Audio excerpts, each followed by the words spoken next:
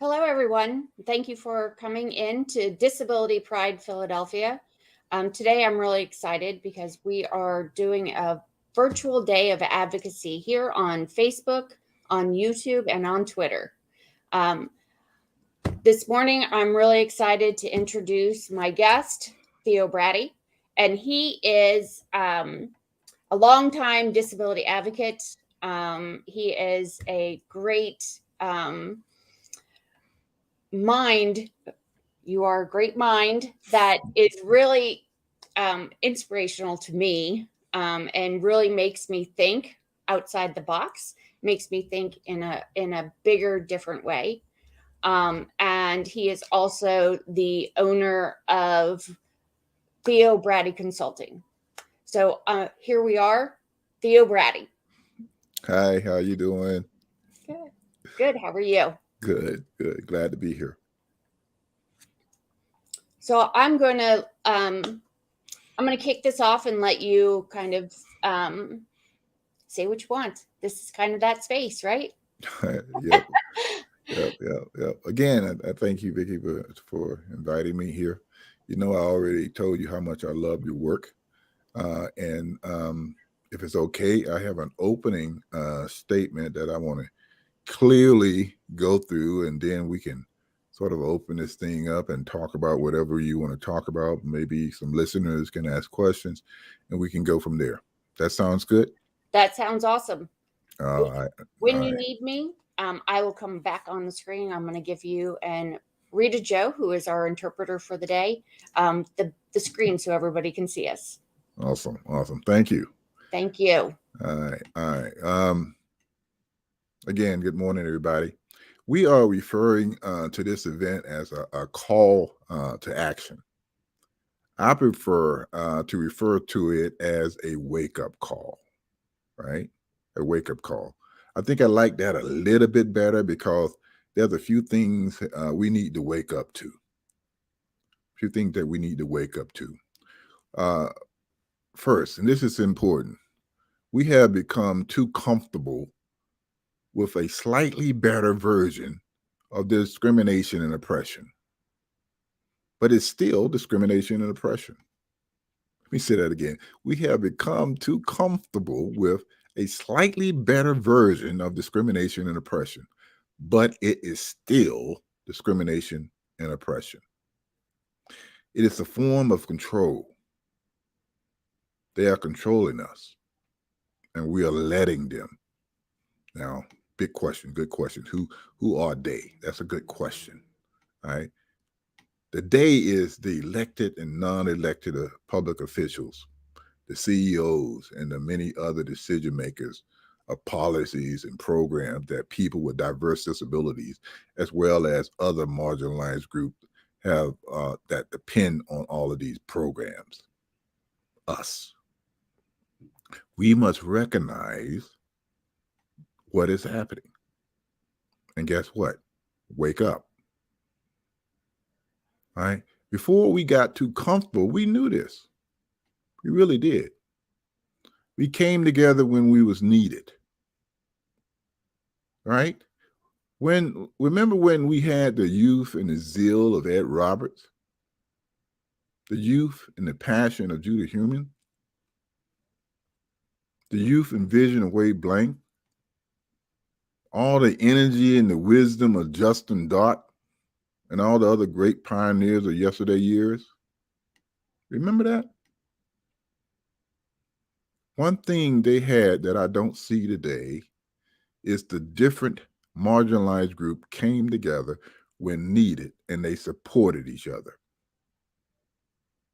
Right? Remember the longest sit-in history and at the DH office in California, the 504 sit-in of 1977? Remember it? There's a few pictures going to be flashing. When needed, women group came out, the black churches came out, even the Black Panthers joined the fight. The Salvation Army provided cots, local black churches helped with food, Black Panther Party helped with food, other local organizations provided food, hot meals, and other supplies. There was people inside and out working together. What happened to us? Right? What happened to all of that? We got too comfortable. We settled, like I said, with a slightly lesser version of discrimination and oppression. We stopped supporting each other.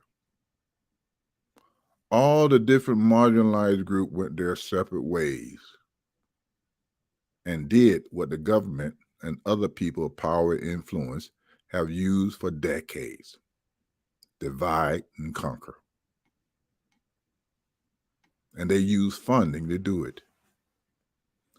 Every group goes on their own, seeking their own pocket of money. And they know that. Imagine if we came together and supported each other causes when needed and stopped fighting amongst ourselves. Imagine that. Right now, we can't come together in power on anything. And the people in power know this. That what bothers me the most. They know this. The managed care organization aren't scared of a DAP anymore. They know very few other disability groups don't support what they call the radical agenda. But what if?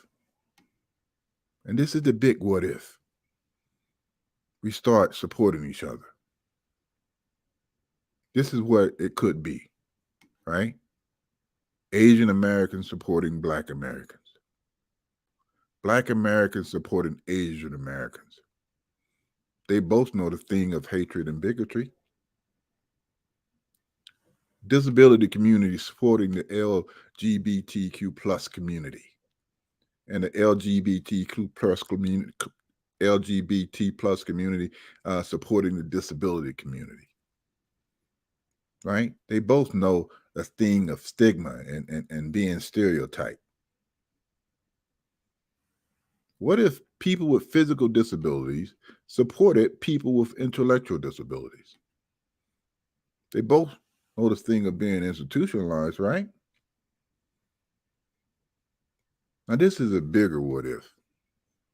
What if all of these marginalized groups I just mentioned, and even other I didn't mention, like the women movement, would come together? What if we came together?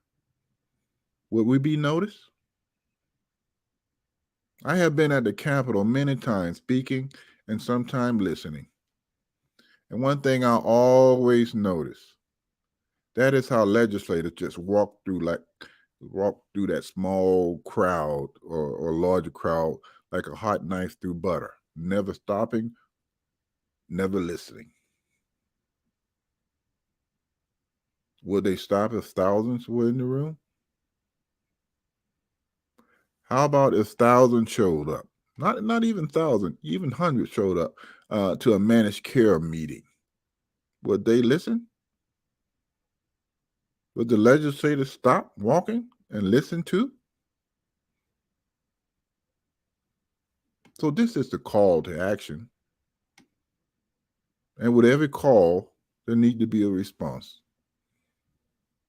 But like I said, maybe we should just wake up. So my question then, as we will debate this a little bit, what will be the response of the people who are listening? What will be this response of all the advocates and consumers that are listening who are not even listening? We need a response from all the leaders, and this is very important. We need a response from all the leaders of these different marginalized groups, especially young leaders.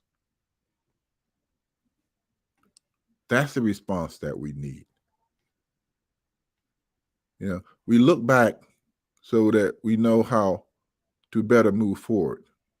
So we look back at the 504 sit-in. We look back at the Capitol crawl of 1990. And we learn from that, and we don't forget that. But it seemed like the second generation always forget about the first generation and what they did. And again, we get comfortable with a slightly lesser version of discrimination, but it's still discrimination. We just get used to it. Now, this thing won't happen overnight, but this is the only way it will happen. If we start doing it differently, each group must be able to see and recognize that the mutual benefit of a joint collaboration is power in numbers.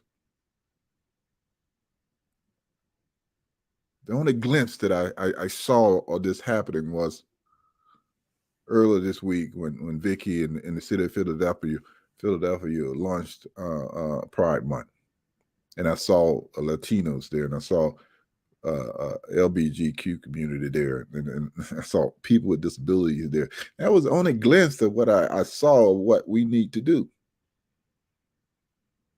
and stop doing the same old stuff that doesn't work anymore. Like the rally that we just had at the state capitol for people with disabilities and trying to change the aging with choice. That stuff is not effective anymore. Why can't we admit that and do something different? That's my challenge. That's my wake-up call. That's my call to action, whatever you want to call it. That's what I'm asking the listeners. That's what I'm asking the disability community. That's what I'm asking all these marginalized groups. It's got to start somewhere. And this thing is, I don't expect the people to rush out and do this tomorrow. It ain't going to happen that way. What we need is to start planning and getting together with all these different leaders of these different marginalized groups and come up with an infrastructure and a plan that will actually work and make that work benefit each of us. All right, that's all I got to say right now. And hopefully we can have a good conversation about this, Vicky. Hi, I'm back. Hey. Thank you so much. You and I have had many conversations about this topic. And I think just what you said is so, even if we left it there, it is what needs to happen.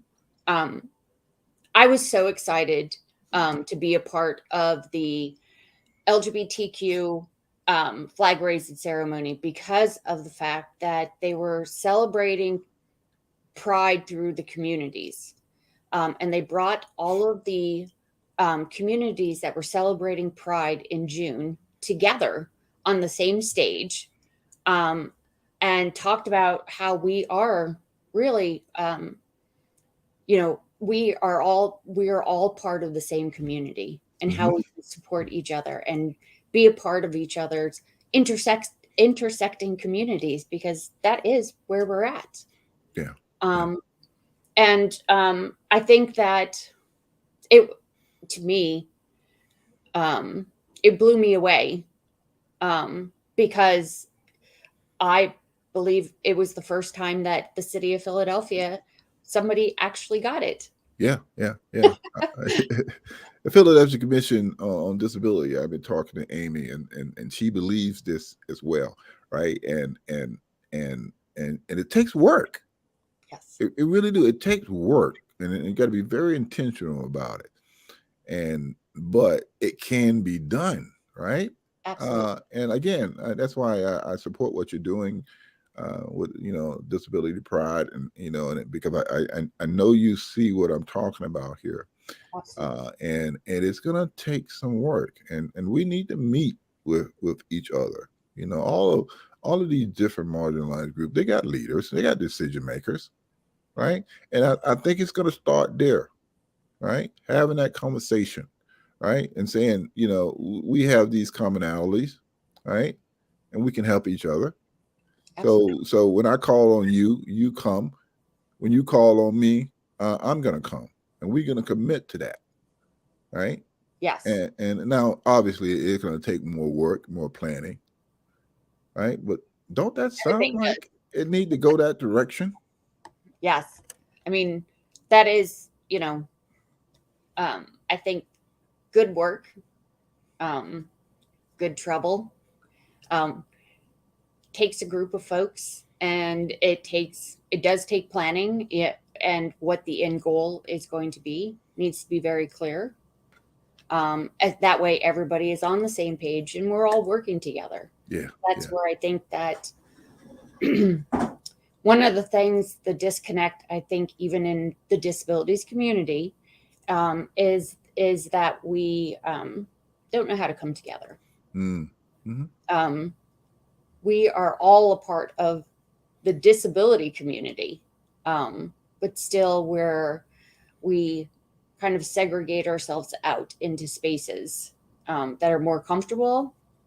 I find where the money is at, um, a lot of that. So, and I am, with Disability Pride, when I got involved, I saw that we were not inviting everybody. This was Disability Pride Philadelphia. That meant everybody. You know, that not just the little community that started, which we're extremely grateful for, Hmm. but everybody in Philadelphia, in Philadelphia County, the surrounding areas, um, that we're all a part of this Disability Pride Philadelphia, and that's Hmm. what it. You can't be a Disability Pride event if you're working on one little subsection. Yeah, yeah, yeah. And it is amazing to me that we have not seen that sooner. You know, example of that would be when George Floyd was murdered in the street, and right after that, the Black Lives Matter kicked off. And if you can thought, if you paid any attention, what you saw on the news was people from all type of backgrounds: white America, Black America, Latinos. It was young, old. You know, it was just. It was the first time I seen that kind of diversity, right? And that meant that people were seeing that something was wrong, and it was finally about time we came together and did something about it. It was just not oppressed people saying, we are being oppressed. It was other people who had power and influence saying, yeah, they are being oppressed. And so that's what it got to look like, for us to really make that step in the right direction. Yes. So last night, we did a private screening of Then Barbara Met Allen, about the founder of the Disability Pride Parade here in Philadelphia, Alan Holdsworth, Hmm. and how him and Barbara got together, and they started the Disability Action Network in the UK. And the it was the same thing like the 504. Hmm. It was everybody. Everybody joined together. Everybody helped each other. Hmm. Everybody lifted everybody else up, so that we were all there. They were all there, I Hmm. should say. Um, it was an amazing piece of film that it is a movie. It was done by the BBC. It's being taken over by Netflix very soon, which I think will be great because more people will be able to see it. Um, but I think that those are the type of um, pieces that we need to start seeing more of, so people start to like, hey, we do work well together. We Yeah, need to get back to working together. yeah, yeah, Um, I just think that that is so important. yeah, Um, yeah.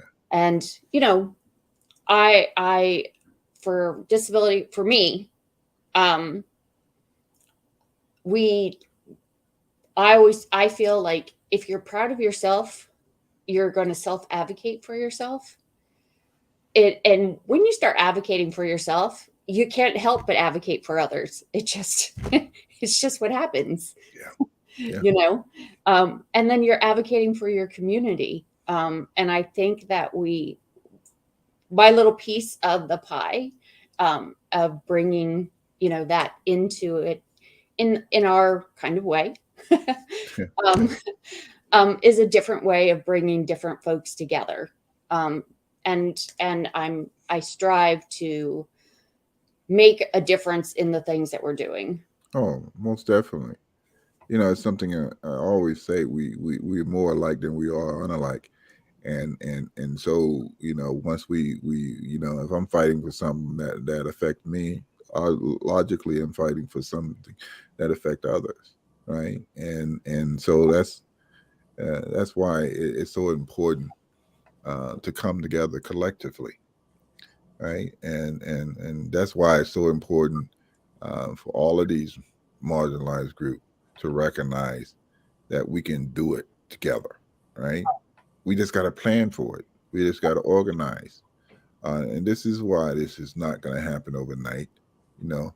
Um, but, and it also, this is why it is going to take younger people uh, with the zeal that, like I talked about, because I can advise, I can guide, but I don't have that energy anymore, Yeah. right? And so it's gonna take, that's like I said with the Black Life Matter movement.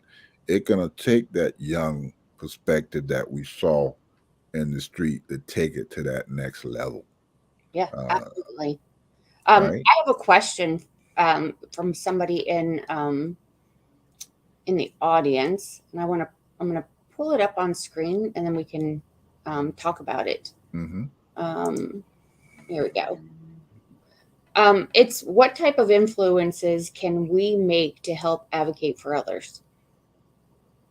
What type of influences can Mhm. we make to help advocates Um, for ourselves? yeah, I want to say that they're just trying to figure out how they can influence. What kind of things can they do to help influence the folks that um, in their community? Uh, Right, right, right. Well, I don't fully understand that question, but based on what I think she's asking, is that you need to identify, and we don't do a good job of this. We need to identify the leaders that can lead, right? Not all leaders I'm gonna are pull leaders, up and on not all screen. followers Um, are followers. Sometimes it's a mixture of the two. So we really need to find that that leader or those collective leaders yes. and connect with them, right? Hmm. And join forces, right? And not just just don't join to be joining. You want to join people who have that vision that I'm talking about here, Hmm. right? And if they have that vision of not just doing the same old stuff, because the same old stuff do not work effectively, right? And I know people are going to get angry at me for saying this, but that rally on Tuesday at the state capitol, the Department of Human Service ain't going to change direction, right? They're not going to change it because it's a handful of people that they hear from all the time, same people, and and some of those are providers, and so what else are those providers are supposed to say, right? And so they just listen to them and then go on and do what they intended to do. But I guarantee you, if you have a bunch of people from different backgrounds and people not even uh, that this agency model is going to affect people without disabilities, saying what need to be said in numbers, right? Like I said, people from the women movement, people from the LGBTQ plus community. When you have those groups there, they're going to pay more attention, right? And, Absolutely. and and so we got to stop that mindset that We think we can just get a handful of people and come out there and hear from the same legislators that already support us, right? Absolutely. It's logical to say that don't work anymore, right? Right. Yep. Oh, so she commented also about that she has, they have autism, and they've been trying to help others advocate for themselves, and that's amazing. And that to me is one of the greatest things that you can do. Is and again, it goes back to my theory that if you're proud of yourself, you start to help others advocate for Yeah, yeah, themselves. yeah, yeah.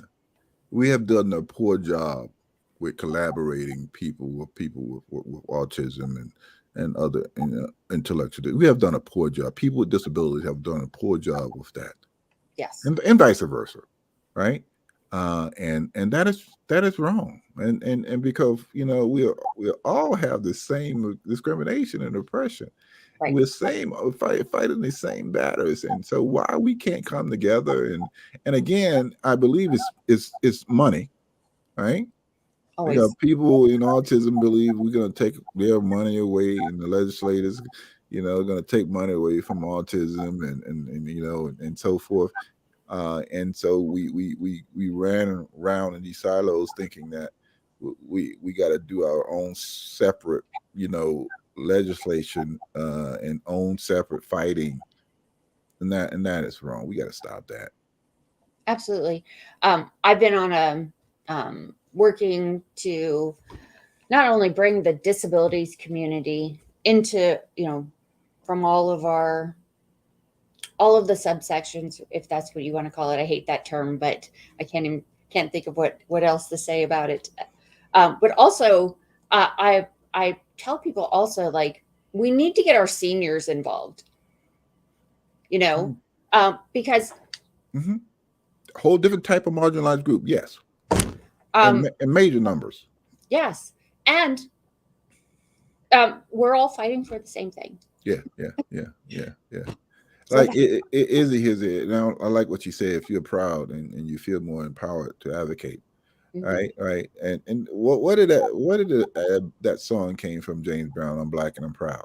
yes, Right.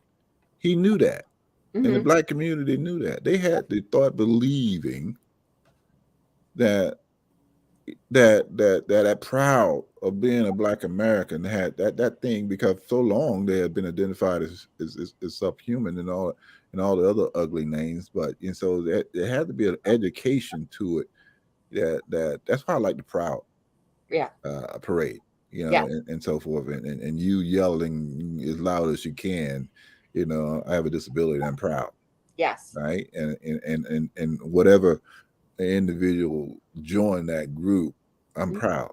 You right, know, yeah, Pride Month for the gay community. I'm proud, hmm, right? And when you get that, like Issa said, and like you just said, that's a powerful tool for change. yes. So Sarah said we need people who are young and can advocate for themselves and for others, but so many of them are scared to advocate for themselves. Mm-hmm. Mm-hmm. That's why we need to come together, and that's why young people with disabilities need mentors. Yes. All right. And if any young people out there are listening to me, you need to identify a mentor and you need to get under that person leadership. And it ain't just got to be an individual. It can be a group. It could be an agency that's doing the right thing and doing it the right way. Hmm. Get under that leadership, all right, and start developing your advocacy skills. Yes. You know, So Izzy asked, where do you find your joy in disability community? where do you? That's a question for me, or Yeah. that's a general question. For you first. Well, for me, it's about seeing young people with disabilities finding their power, right? And using, and I call it a superpower. So most of us we have this superpower. We walk around and we don't use it, right? And when people recognize that they do have that superpower and now all of a sudden they can use it, that's an amazing thing for me to see, right? And I think a lot of people with disabilities are not using their superpower, and they should. And once you get that superpower, and it's a great superpower, because you know what it is? It's knowledge. It's power through knowledge, right? And so you soak up as much knowledge as you can. If you don't know your rights, how can you identify when it's being violated, Mm-hmm. right? And so you got to learn, and you got to empower yourself through knowledge, and then use it, and then because one person can make a difference, but when you got a bunch of people, it's a whole nother story. Absolutely. I mean, I I find my joy in the disability community just um, by the way we come together. Um, you know, in any types of the things that we're doing, when we all come together, um, it's I don't want to say family, even though there are so many out there that I truly believe are part of family. But it is like we take care of ourselves. We understand it's not something where, oh, I got to do this or I got to do that. It's like, come on, let's go do this, Mm-hmm. and it's Mm-hmm. like bringing everybody with you. Yeah, yeah. You know? And it's a beautiful thing. Yes. And again, I say, right, we gotta stop doing the same old stuff, right? Mm-hmm. That Capitol crawl was just something different, right? Mm-hmm. And it garnished so much attention, and so we got to really start thinking like, our yesterday advocate thought, and thought doing things different. Again, I get back to the parade. It's different, Mm-hmm. right? And we got to continue in that direction. Thinking different. We got to start interrupting some of this infrastructure that oppress, Yes. and but we got to do it in large numbers, and stop this little small group of people. And again, Vicky, it's going to start with some planning, Mm-hmm. right? And I think we missed the moment, and I shared this with you before, during this COVID stay-at-home period. We could have better used that time, and came out of this, and we still got an opportunity to come out of this with a different organized way of doing stuff. Because we can still talk, we can still plan, we can still collaborate, Absolutely. and when it's time is ready, we come out in force. Yes. So Izzy has joined us through Facebook. So she comes up as a member of Disability Pride PA. And she wrote that advocacy is totally a superpower. Do you have any books or media recommendations to help build our knowledge in advocacy? Yeah, well, I train on it a lot. Most of my stuff is in my presentations and trainings. But there are books out there, and I would have to sort of follow up with that question, and get you the best books, because I got a library of those books. And if you remind me, I will post some in this comment section after this is rebroadcast, Vicky. Okay, that sounds great. I think that that would be really I helpful. have I have a couple books that, and I think obviously some of them deals with Black America, and what Black America went through, but we can learn from that, right? Yes. All right, because that's one of the greatest movements that have occurred, and so why do we do that? Why do we forget to look back, Yes. Mhm. right, and learn from that? And Yes. we do that a lot, and again, we become comfortable believing that discrimination and oppression is not existing anymore, but it really is. And the truth is that this hidden discrimination, this covert discrimination and oppression, is hard to identify, but we can see it if you really look for it. Yes. uh, That and brings and me. it often happened behind these closed doors. It often happened with these policies and these programs that are secretly being developed. Right. One of the biggest ones is what we experienced with COVID-19. Right. And how we became an afterthought. We've been saying for years that nursing homes is a haven of violence and death for seniors. But only after COVID, when they saw it and the world saw it, that people start seeing, oh, yeah, there's a lot of stuff going on in these nursing homes. But we've been seeing that for years, right? And so these are the kind of programs and policies and institutions that are happening that people just have become accustomed to, and since the public mainstream society don't see it or understand it, this oppression that's continue to go on. Right. So there's a question and a comment here by Angela Reese. It says, I believe different advocacy groups supporting one another is a great idea, but a barrier I think there will be is a straight disability citizens will not want to be mistaken for LGBTQ community. It may appear that disability pride is a representation of the LGBTQ community who are disabled. How do we differentiate while coming together? Well, this is the problem we make when I hear these kind of statements, because I had to go through this myself. I remember years ago, and I have shared this, that a friend of mine asked me to participate in a gay pride parade, and I was afraid to do it, right? Because I said, "Oh man, if I do that, people are gonna think I'm gay," right? But then I thought, really internalizing that thing and said, how can I advocate for people with disabilities? And I see my brothers and sisters who are struggling in the LGBTQ plus community. And the only reason I have for not participating in that because I think somebody gonna think I'm gay. Come on. No, you got to get beyond that. We are struggling here to advance our causes. That's more important than somebody mistakenly thinking I'm gay, because I'm strong enough to know my identity, and even if that was the case, I'm cool with that. So, right, it's a greater cause, right, and we can't get hindered up by thinking in that small way of thinking, as I call it, right. We got to be transparent, right, and start saying, that's the only way you can change, right? If I wouldn't have admitted that to myself, I would still be that way. But I recognized that was a shortcoming in my character. And then I started educating myself, right? I started educating myself about LGBTQ community.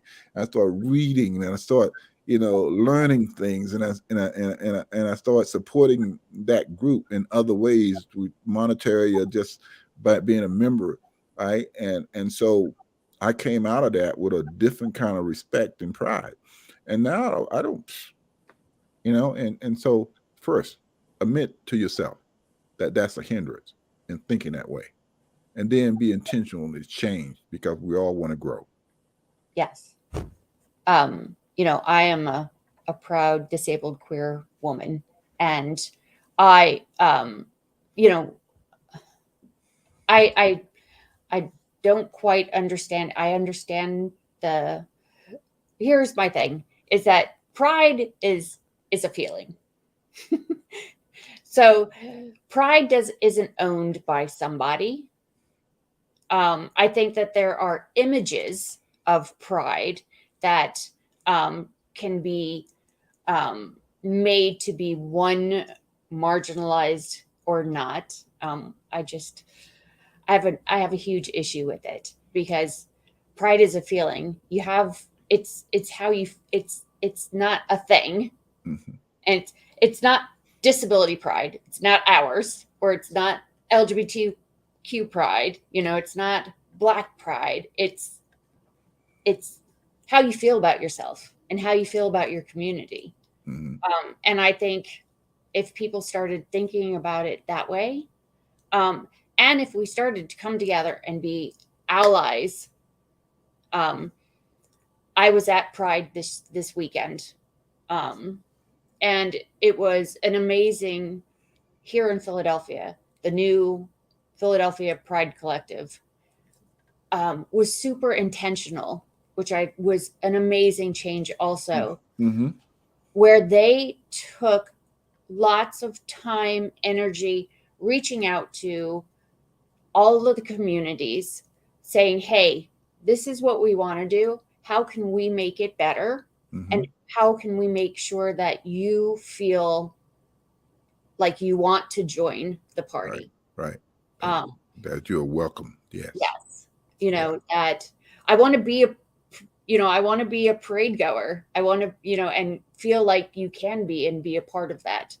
Um, you know, every community has allies and supporters. And I think that we just mindsets need to be changed to the fact that it's not one or the other. It can be both. It can be Yes. all. Yes. Yes. And that we just, as a society at the moment, just need to make a wake up call and realize that we're all intersecting pieces of different communities. And when you say, okay, well, I don't want to be a part of this pride, that you're leaving out friends, family members, folks that you love are parts of that, and you can support them and be proud of who they are. Yeah. And I just think that that's something people need to think about. Yeah. Well, let me add this as well. Mm-hmm. I do a training on managing biases, and one of the first things we talk about is recognizing our own biases, and we don't often do that, right? But we got to do that. We have them. Mm-hmm. I'm a Black American, and I'm a wheelchair user, and I can still have biases, Yes. right? I can still stereotype myself, right? And so we got to recognize that. If we don't deal with it, and so we confront it, and then we be intentional about changing it, right? And Mm-hmm. ain't nothing wrong with that. Like I said earlier, if you really want to be in a better place and change, the first thing you got to do is to admit to some stuff, right? And then you come out in a better place. Absolutely. I always um I always tell people that I I am, nobody is perfect. Mm. Yeah, yeah, And there's always things that we can do better, think better, you know, um get a little knowledge. Um and then, Izzy says we have to unlearn a lot in order to grow. yeah. Which is perfect. Thank you, Izzy. Yep, yep. We learn how to discriminate. Yes. We learn how to oppress. Yes. We learn how to single people out as being different. And if we can learn it, we can unlearn it. Absolutely. So I Yes. love what she's saying. Yeah, I just, I want us, I hope to learn from people every day. I think that that's one of the greatest things that we as human beings is that there's always knowledge out there that we can learn. Yes, ma'am. Yes, yes, ma'am. We just have to first make sure that the knowledge that we're getting is correct. Yes, yes. Um, There's a lot of disinformation out there that absolutely. people are intentionally trying to lead you in the wrong direction. So yes, you got to be very clear of where you're getting your information from. Absolutely. I mean, we've learned that in past elections, Yes, very much so. Yeah. And everything you read on the internet is not true. All right, Absolutely. listeners, everything you read on the internet is not true. So start there. Fact check, please. Fact check. Knowledge is power. Amen. Knowledge is power. I remember that, and I will always say that knowledge through power. Yeah. I'm sorry, power through knowledge, and learn. All right, and again, learn the right stuff. You know, if I love the person who asked about books because we start from there. So go to people that have that information. Local centers for independent living is a great place to start. They collect the library of stuff that help people gain that knowledge. And any young person with a disability who seek to become a change agent, that's a great place to start. And there's a lot of good conferences out being done all the time. No, start out by seeking that information, and you build upon it little by little. You don't gain this stuff overnight. It's No. little by little, right? And you become, you build upon your little successes, right? And then once you start seeing it, you gain greater confidence. And once Yes. you gain greater confidence, Mhm. it's amazing the kind of stuff that you can tackle. Yes. Yes. Absolutely. So I'm trying to see if there's any last questions in our in here for us to answer for people. So so what I want to do is we're almost at the top of the hour, and so what I want to do is to give you um, just a how would you like to play us out? How do you play us out? This is a question. Well, I want to remind people of this subtle discrimination and oppression that exists in today's society. Uh, that we almost think that we're okay, and there's no more battles to fight, and that is so wrong. What we got to do though is stop fighting in the same old way that we have fought, because that has become so stale, right? It has become so expected. And that's why the legislators can walk through the crowd and don't pay attention to what we're saying, because they heard it so many times, and they're not afraid of adapt anymore, right? They used to be. They're not afraid of a handful of people with disabilities, who comes at the water fountain and speak, right? Because the right people are not listening, Mm-hmm. right? The right people are not listening. And so to gain people attention, man, Vicky, we got to do something different, right? We got to come together, and not only those people who are being oppressed, but those people who have influence need to be right aside us and saying, yeah, they are being oppressed, Yes, right? And, absolutely. and and when that can happen, I think we gain a whole different tool for changing things, because they see us. they they actually see us, and they actually start hearing us. And not only that, if we come out in droves, they recognize that we are in fact one of their largest voting blocks. Absolutely. And if we can bring people out physically, visibly, in numbers, they start that gear start going off in here. Okay, if they can do this, what can they do in the voting booth? How can they influence other people, all these thousands of people, all these hundreds of people, Mhm. to vote? And so then that's when the legislators start calling up these appointed public officials, the DHS and public welfare, and start saying, why you have this legislation out? And that's when they start having these public hearings, and they can stop stuff because they're hearing from a large number of their constituents. Absolutely. So Reggie Shower says, "Thank you for your service to the disabled community, Theo. Also, thanks to the entire Disability Pride PA team." Yes, thank you. Recognize that, and keep doing what you're doing right now, Vicky. All right, because you're thinking differently. right? And you're being inclusive, right? And the city of Philadelphia, from what I saw Monday, or they're doing it too, right?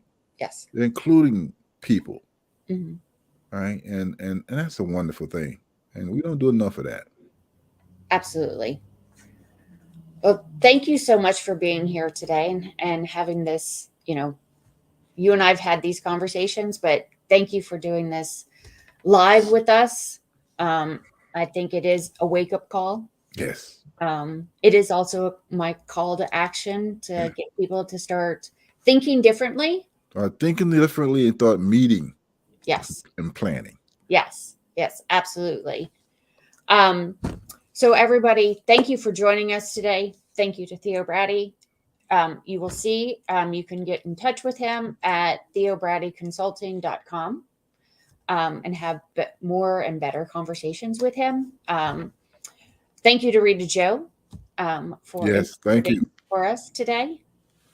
And thank you to my partners, my Highmark Whole Care, Disability Rights PA, Inglis, PA Health and Wellness, Amera Health Cateris, Keystone First, and UPMC.